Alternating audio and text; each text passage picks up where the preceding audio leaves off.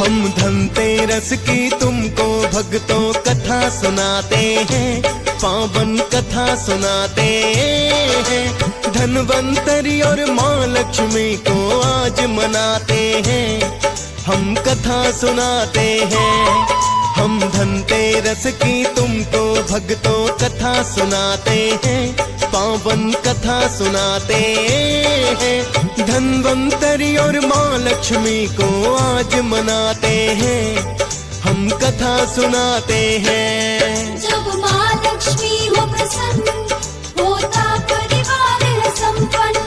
जब माँ लक्ष्मी हो प्रसन्न, होता परिवार है संपन्न। प्रिय भक्तजनों, आज हम आपको धनतेरस की पावन कथा सुनाएंगे। प्रिय भक्तों, आज धनतेरस के पावन अवसर पर भगवान धनवंतरी और माता लक्ष्मी की पूजा का विधान होता है। इसके साथ ही हम आपको बताने की चेष्टा करेंगे कि इस दिन नए बर्तन, गहने अथवा वाहन खरीदना क्यों शुभ माना जाता है।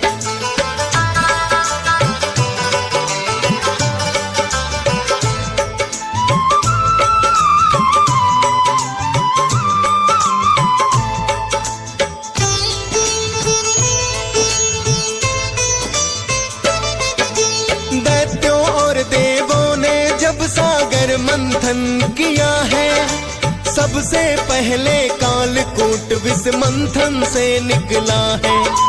कालकूट विष की अग्नि तो सबको ही झुलसाए, सभी देवता भोलेनाथ की शरण में फिर तो आए। भोले इसे धारण कर लो, देवों ने विनती की है। देवों की विनती भोले को पड़ी माननी है। अपने कंठ में कालकूट विष को धारण किया है, जिसके कारण नीलकंठ भोले का नाम हुआ है। नीलकंठ इस कारण ही भोले कहलाते हैं, पावन कथा सुनाते हैं। धनवंतरी और माँ लक्ष्मी को आज मनाते हैं, हम कथा सुनाते हैं। जब माँ लक्ष्मी हो प्रसन्न, होता परिवार है संपन्न। जब माँ लक्ष्मी हो प्रसन्न, होता परिवार है संपन्न। प्रिय भक्तजनों, धर्म ग्रंथों के अनुसार एक बार महर्षि दुर्वासा के श्राप के कारण स्वर्ग, ऐश्वर्य, धन और वैभव आदि से हीन हो गया। तब सभी देवता विष्णु जी के पास आए। भगवान विष्णु ने उन्हें असुरों के साथ मिलकर सागर मंथन करने का उपाय बताया। उन्होंने कहा कि सागर मंथन से अमृत निकलेगा, जिससे ग्रहण करके तुम अमर और बलशाली हो जाओगे। यह बात देवताओं ने असुरों के राजा बलि को बताई। तब वो भी अमृत पाने की लालसा में सागर मंथन को तैयार हो गए। तब दैत्यों और देवों ने मिलकर सागर मंथन किया, किंतु सर्वप्रथम सागर मंथन से कालकूट नामक विष निकला, जिसे भोलेनाथ ने अपने कंठ में धारण कर लिया।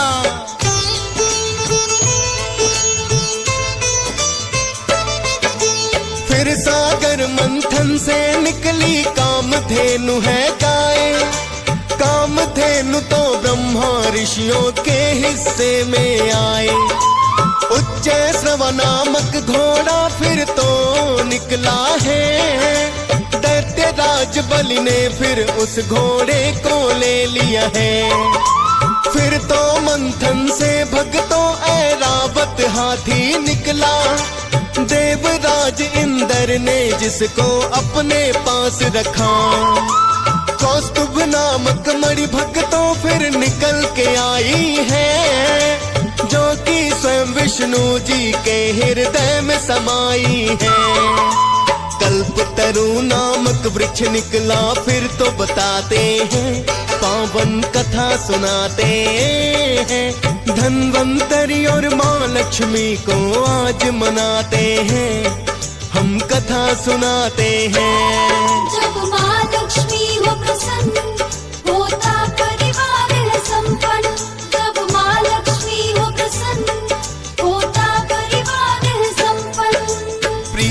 जनों, कल्पतरु नामक वृक्ष को देवताओं ने स्वर्ग में लगाया। इसके पश्चात रंभा नामक अप्सरा निकली, जो कि देवराज इंद्र की सभा में नर्तकी बनी। इसके पश्चात सागर मंथन से देवी लक्ष्मी आई।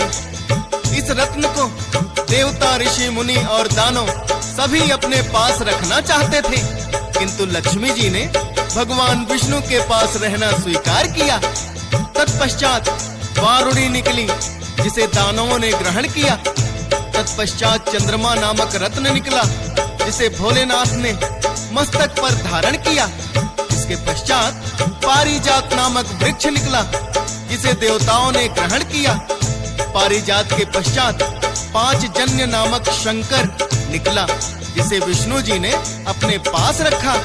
तत्पश्चात भगवान धन्वंतरी अपने हाथों में अमृत कलश लेकर आए थे।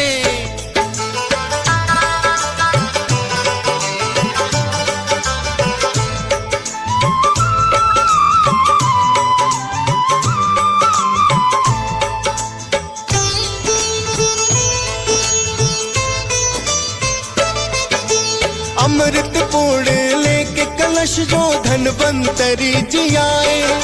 कार्तिक मास के कृष्ण पक्ष की त्रयोदशी है बताए। स्वर्ण कलश हाथों में उनके, जिसमें अमृत था। देव दैत्य दोनों को ही अमृत पाने की चाह। अमृत पाने की चाहत में फिर से द्वंद हुआ। विष्णु जी ने मोहिनी रूप है अपना बना लिया। मोहिनी रूप को देख दैत्य तो सब भरमाते हैं। अमृत सारा विष्णु जी देवों को पिलाते हैं। धन्वंतरी भगवान ही तो अमृत को लाते हैं, पावन कथा सुनाते हैं। धन्वंतरी और माँ लक्ष्मी को आज मनाते हैं, हम कथा सुनाते हैं। जब माँ लक्ष्मी हो प्रसन्न, होता परिवार है संपन्न। जब माँ लक्ष्मी हो प्रसन्न, होता परिवार है संपन्न। प्रिय भक्त जनों, क्योंकि कार्तिक मास के कृष्ण पक्ष की त्रयोदशी तिथि को भगवान धन्वंतरी अपने हाथों में स्वर्ण कलश लिए हुए आए थे, इसी कारण इस दिन बर्तन खरीदना शुभ माना जाता है। क्योंकि कलश स्वर्ण का था, तो सोने के गहने खरीदने की परंपरा बन गई। प्रिय भक्तों, कहते हैं कार्तिक मास के कृष्ण पक्ष की त्रयोदशी, जिसे धनतेरस के नाम से जाना जाता है, इस दिन कोई भी वस्तु खरीदने से उसमें 13 गुना वृद्धि होती है। इसी कारण लोग गहने वाहन खरीदना शुभ मानते हैं। प्रिय भक्तों, धनतेरस की एक और पौराणिक कथा है, आइए उसका भी श्रवण करते हैं।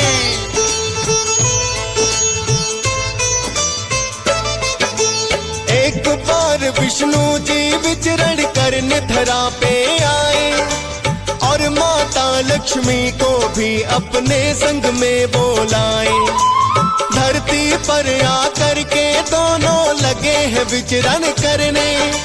कहीं पर्वत है ऊंचे ऊंचे जिनसे बहते झरने। गंगा यमुना सरयू की बहती है पावन धारा।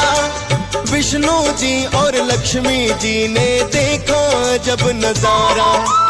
ऋषि मुनि कर वन में तपस्या हरि भक्ति में लीन। कोई धनाढ्य सेठ बड़ा ही और कोई है दीन।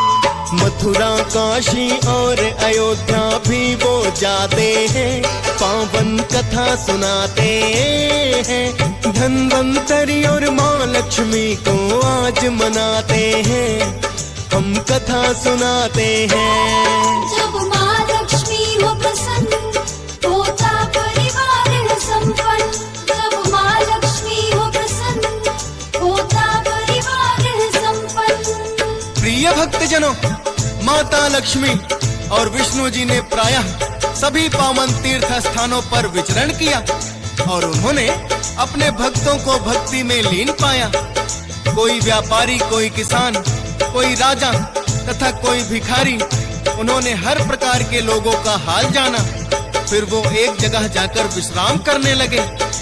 कुछ देर विश्राम करने के पश्चात विष्णु जी ने माता लक्ष्मी से कहा कि हे देवी, तुम यहीं विश्राम करो, हम अभी दक्षिण दिशा की ओर विचरण करके आते हैं। तब तक तुम यहीं रुककर हमारी प्रतीक्षा करना।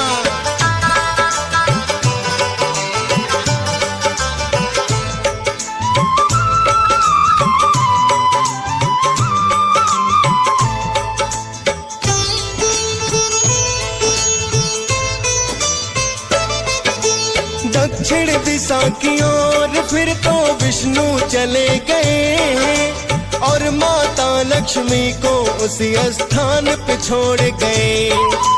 माता लक्ष्मी के मन में फिर हुई है जिज्ञासा, ना जाने इस दक्षिण दिशा में होगा क्या ऐसा। विष्णु जी ने मुझको क्यों रुकने के लिए कहा है, जाकर देखूं दक्षिण दिशा में आखिर ऐसा क्या है। माता लक्ष्मी उसी और भक्तों फिर तो चलती है। देखा एक किसान ने की सरसों की खेती है। पीले फूल सरसों के माँ को बड़े ही भाते